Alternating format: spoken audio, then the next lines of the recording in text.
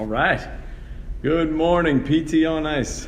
It is Monday. My name is Mike Eisenhardt. I am the lead faculty for the AP-HPT Division of Courses, the Applied Prevention Health Promotion Series. It is Monday morning, so that means it's time for a little Monday with Pop.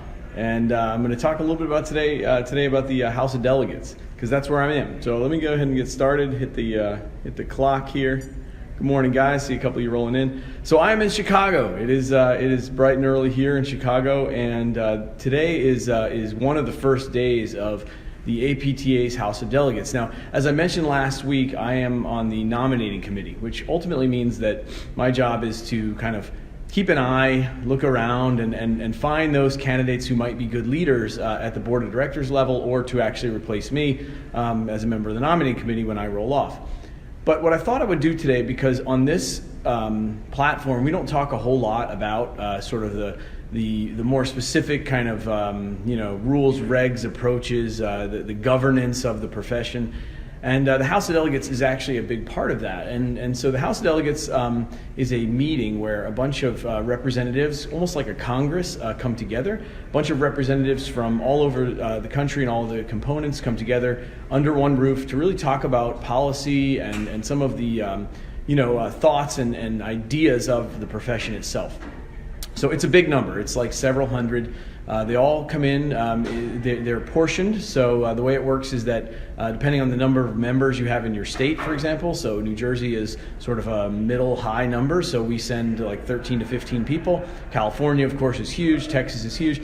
Anyway, so a bunch of groups, everybody sends their delegation. And then all throughout the year, they are kind of talking about different ideas, policies, things that the profession should stand for, or things that the profession should stop standing for. Changes in language of various documents. It all sounds a lot like pretty dry, actually, if you are not into that kind of thing. But I think it matters. And it matters in a sense to what we do on the population health front, because it really has the potential to set precedent. And so I thought I would talk a little bit about that. I'm not going to take a ton of time this morning because it's the kind of thing where I got to jet to the next meeting. But I did want to get on and at least kind of mention that, because I find that most people either haven't heard about it, don't know it exists, or have no idea what the actual function is. And so I think it's important for everyone to understand. And the reason why I think it's so important is because in many ways the discussions that happen here set sort of the framework or the track down for the future of the profession. And so that becomes a really, really important thing to take part in and to actually spend some time understanding. So the way it works is this: people sort of bring up these bits of information, these policies sometimes, or these ideas, these thoughts. And the basic idea is that this Congress, this group of delegates, then charges the board of directors to go and do those things, right? So it's sort of like the Congress then charging the President of the United States to actually do something. And these things can range all over the place. Some of them are just simple language changes, things that we used to stand for that maybe we don't want to stand quite as firm on. But there's a lot of debate, because as you sort of think about the profession and how broad it is and how many different lives it touches and how many different settings it might be, you have to really think about the implications of all of those. And that becomes something that is a little bit dicey. Right, so for me, I'm in primarily either into sort of a fitness, wellness, or kind of orthopedic practice. You could kind of classify, although workplace is probably the closest to really put a name on what we do. But that's kind of a unique group. So things that are good for me may be terrible for people who are in, let's say, acute care in a hospital. That might really change how they have to practice. And so it's a lot to kind of think about and take under your thought, and then from there work on something that can actually work for all. So there's a bunch, and although this year there's like a ton, like 70 or something like this, different things that they're going to try to accomplish in the next couple of days. But the first one, which happens today, is kind of the beginning of the election process for the candidates for the board. And that's something that's really near and dear to me, because that's really my job here, right? So as a member of the nominating committee, I have five, there are five of us, I'm one of five, and we spend the year really looking at who the people are that we think can advance the profession. And that could be in a lot of different ways. That might be put us in new areas, that might be innovate, that might be just get better at what we currently do, and it might be just improve our profile in society overall. And that takes a lot of forethought. And so today it's kind of an exciting thing. I get like a little bit of the proud papa moment. I get to just kind of sit back and watch these folks that we've put forward and see how they can kind of shine, and also how their message resonates with the people who ultimately elect them.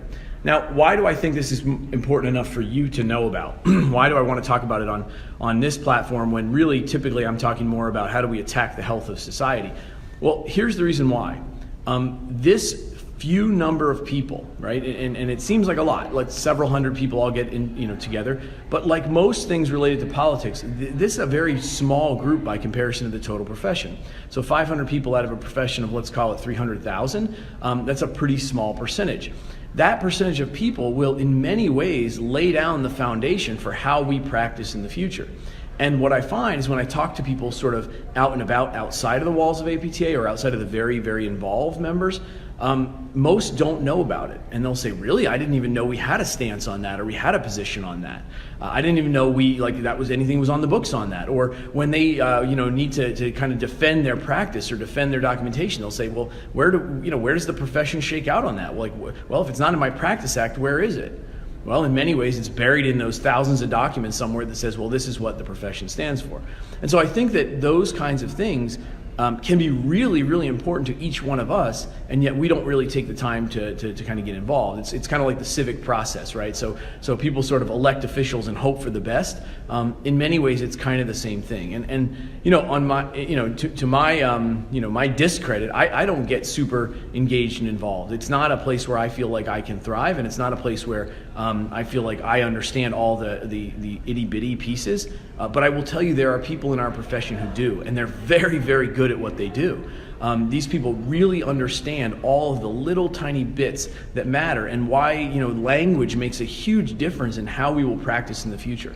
And so I guess I want to leave it there. I didn't want to take too much time this morning. I wanted to just kind of tell you I'm here live. I'm here in Chicago. I'll be here for the next few days.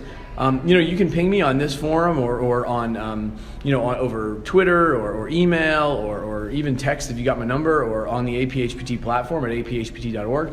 And look for those kinds of things. But if you get kind of poke around on the website today and understand the kinds of things that are being talked about, it's important. It's stuff that will matter in the next 10 years, the next 20 years of our profession. A lot of the documents that happened 20 years ago are the ones that we're all living by today.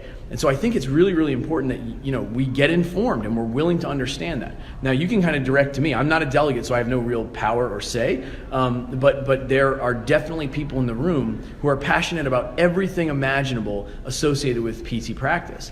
And our practice is going to be impacted by what happens over these next couple of days.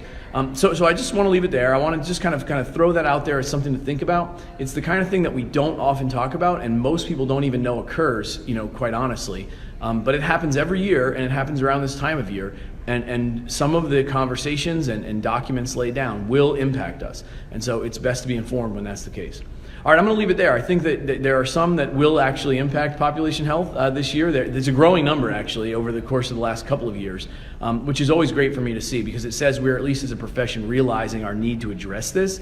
But of course, in my opinion, it's never quite enough. I want it to be done, and I want it to be done yesterday. But it is really, really important that we find a way to kind of find our own voice within the profession, and this is maybe one of the easiest ways to do so. You may never decide that you want to be a delegate, but you should know who your delegates are, and quite honestly, you should begin to develop a relationship with them. Because every time that you sit down and say, hey, I think we have things that we need to change about PT. I think there are things that we could do better. And for me, I say that every day of my life. Well, that's the mechanism as it stands today. And although that mechanism is not perfect, and I don't think anybody here this week will say that it's perfect, it is functional. And there is a method, and we should all sort of understand it so that we can get the most out of it and make sure our voices are heard. All right, have a great week. It's only Monday. I'm just beginning. I'm sweating already. It's first thing in the morning. It's going to be a very busy week. I get my steps in this week, meet a lot of people and talk to a lot of folks, and race around and try to get a lot done. It's only Monday. Make it count.